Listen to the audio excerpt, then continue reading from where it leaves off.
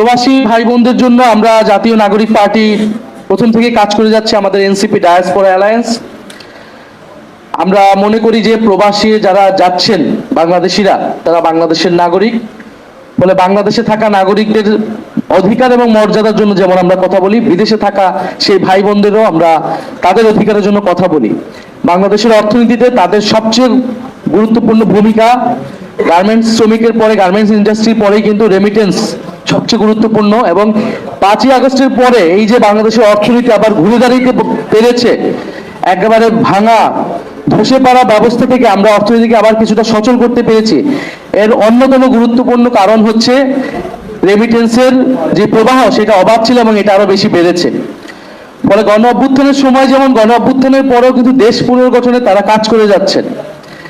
এবং আমরা যে সকল শ্রমিক ভাইরা বিদেশে যাচ্ছে তাদেরকে যদি আরো স্কিল ট্রেনিং আমরা দিতে পারতাম, তাহলে কিন্তু তারা সেখানে যে আরো ভালো কাজ পেত। দ্বিতীয়ত, তারা বিভিন্ন দেশে গিয়ে তাদের মানবাধিকার নিশ্চিত হয় না সেই দেশে, আমরা বিভিন্ন সময় সেটা শুনতে পাই, এবং তাদের পাশে দাঁড়ানোর জন্য কেউ থাকে না। ইভেন বাংলাদেশের হাই কমিশন যারা থাকে তারাও তাদের দায়িত্ব যথাযথভাবে পালন করে না। এনসিপি ডায়াসপোরা অ্যালায়েন্স এবং এনসিপি সবসময় আমাদের প্রবাসী শ্রমিক ভাইদের পাশে থাকবেন, এবং একদিকে শ্রমিক, অন্যদিকে যারা পেশাজীবী এবং ছাত্র রয়েছেন তাদেরকেও আমরা দেশ গঠনের কাজে যুক্ত করতে চাই। তাদের যে বুদ্ধিভিত্তিক এবং যারা ব্যবসায়ী রয়েছেন, তারা দেশকে ভালোবাসেন, দেশে বিনিয়োগ আনতে চান, আমরা পুরো আমাদের দেশ গঠন প্রক্রিয়ায় তাদেরকে যুক্ত করতে চাই। এটা আমাদের এনসিপির 24 দফার অন্যতম দফা এবং আমাদের অন্যতম লক্ষ্য।